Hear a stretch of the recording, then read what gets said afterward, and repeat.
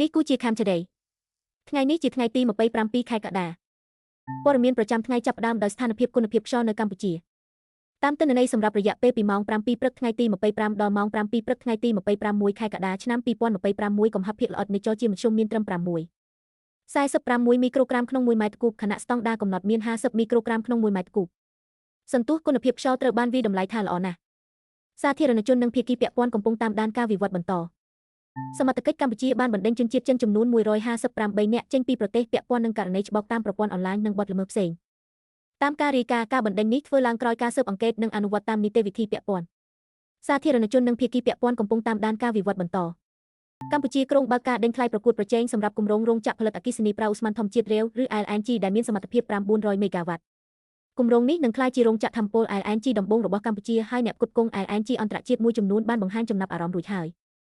សាធារណជននិងភាគីពាក់ព័ន្ធកំពុងតាមដានការវិវត្តបន្តទោះបីតម្រូវការផលិតផលផលិតក្នុងស្រុកកំពុងកើនឡើងក៏ដោយសហគ្រាសធុនតូចនិងមធ្យមនៅកម្ពុជានៅតែប្រឈមនឹងបញ្ហាចនាសម្ព័ន្ធសំខាន់ម្ចាស់អាជីវកម្មលើកឡើងពីថ្លៃវត្ថុធាតុដើមខ្ពស់និងការខ្វះខាតកម្មករដែលមានជំនាញបច្ចេកទេសការបិទព្រំដែនកម្ពុជាថៃបានជំរុញតម្រូវការផលិតផលក្នុងស្រុកហើយបង្កើតឱកាសឲ្យអាជីវកម្មខ្មែរពង្រីកចំណែកទីផ្សារភាគីពាក់ព័ន្ធត្រូវបានរំពឹងថានឹងបន្តតាមដានជំហានបន្ទាប់យ៉ាងជិតស្និទ្ធកម្មករខ្មែរដែលត្រឡប់មកពីធ្វើការនៅប្រទេសថៃមិនគួរទទួលបានត្រឹមតែការធ្វើដំណើរត្រឡប់មកផ្ទះប៉ុណ្ណោះទេ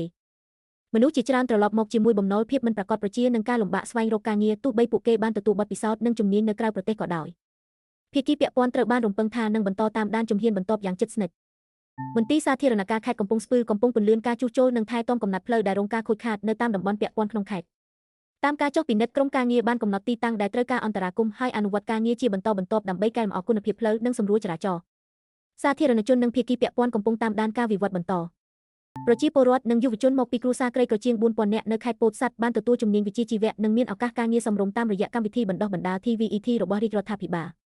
លកម្មវិធីនេះផ្ដល់ការបណ្ដុះបណ្ដាលលើជំនាញដែលអាចប្រើប្រាស់បានក្នុងទីផ្សារការងារនិងអាជីវកម្មដូចជាជំនាញបច្ចេកទេសនិងសេវាកម្មសាធារណជននិងភាគីពាក់ព័ន្ធកំពុងតាមដានការវិវត្តបន្តក្រុមប្រឹក្សាវប្បធម៌អាស៊ីបានបង្ហាញលទ្ធផលនៃសកម្មភាពពិនិត្យនិងព្យាបាលជំងឺដោយឥតគិតថ្លៃជូនប្រជាពលរដ្ឋនៅខេត្តកំពង់ធំសកម្មភាពនេះបានផ្ដល់សេវាពិនិត្យសុខភាពការពិគ្រោះជំងឺនិងការព្យាបាលដល់អ្នកដែលត្រូវការជំនួយជាពិសេសប្រជាពលរដ្ឋនៅតំបន់មូលដ្ឋានក្រុមការងារក៏បានណែនាំឲ្យអ្នកជំងឺបន្តថែរក្សាសុខភាពនិងទៅពិនិត្យបន្ថែមប្រសិនបើមានរោគសញ្ញាមិនប្រក្រតីសាធារណជននិងភាគីពាក់ព័ន្ធកំពុងតាមដានការវិវត្តបន្តឯកឧត្តមកិច្ចសង្ឃបណ្ឌិតគុណគីមបានអញ្ជើញចុះត្រួតពិនិត្យនិងតាមដានការអន្តរាគមន៍ទឹកស្រូវរដូវវស្សានៅក្នុងខេត្តបាត់ដំបងការចុះពិនិត្យនេះផ្ដោតលើស្ថានភាពប្រភពទឹកនិងតម្រូវការរបស់ប្រជាកសិករក្នុងតំបន់ដែលកំពុងដាំដុះស្រូវ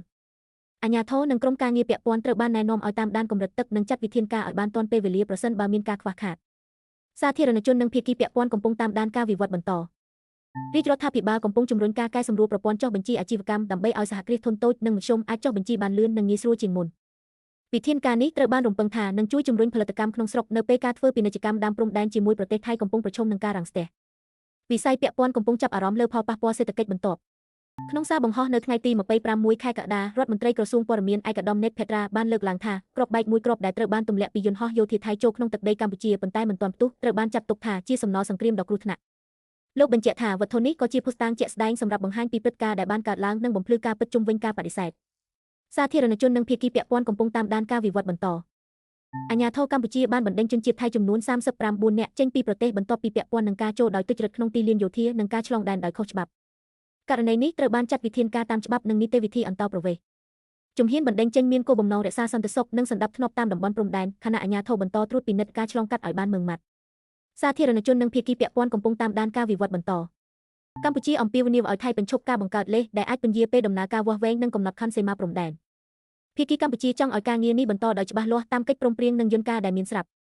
់ការបន្តការងារទាន់ពេលត្រូវបានចាត់ទុកថាមានសារៈសំខាន់សម្រាប់កាត់បន្ថយភាពមិនច្បាស់លាស់និងរក្សាស្ថិរភាពតាមព្រំដែនសាធារណជននិងភាគីពាក់ព័ន្ធកំពុងតាមដានការវិវត្តបន្តព័ត៌មានវិភាគមួយបានលើកឡើងថាការផ្លាស់ប្ដូរឈ្មោះរដូវវស្សាទៅជារដូវបៃតងតែមួយមុខមិនអាចជំនួសយុទ្ធសាស្ត្រទាក់ទាញភ្ញៀវទេសចរបានទេទោះរដូវនេះមានធម្មជាតិបៃតងនិងទេសភាពស្រស់ស្អាតក៏វិស័យទេសចរនៅត្រូវការសេវាកម្មល្អការផ្សព្វផ្សាយមានប្រសិទ្ធភាពនិងបទពិសោធន៍ដែលមានគុណភាពវិស័យទេសចររំពឹងថាចំណាត់ការនេះនឹងជួយបង្កើនចលនាភ្ញៀវបន្ថែមប្រាសាទបន្ទាយព្រៃដែលធ្លាប់លាក់ខ្លួនក្នុងព្រៃអស់ជាច្រើនសតវត្សកំពុងត្រូវបានស្ដារឡើងវិញដោយអ្នកជំនាញកម្ពុជាឫសឈើនិងដីដែលគ្របដណ្ដប់ជញ្ជាំងថ្មភក់ត្រូវបានយកចេញដោយប្រុងប្រយ័ត្នខណៈគ្រឹះបុរាណត្រូវបានពិនិត្យនិងជួសជុលតាមលំដាប់សាធារណជននិងភាគីពាក់ព័ន្ធកំពុងតាមដានការវិវត្តបន្តបើលោកអ្នកចង់គាំទ្រកម្មវិធីនេះសូមតាក់ទងមកក្រុមការងាររបស់យើង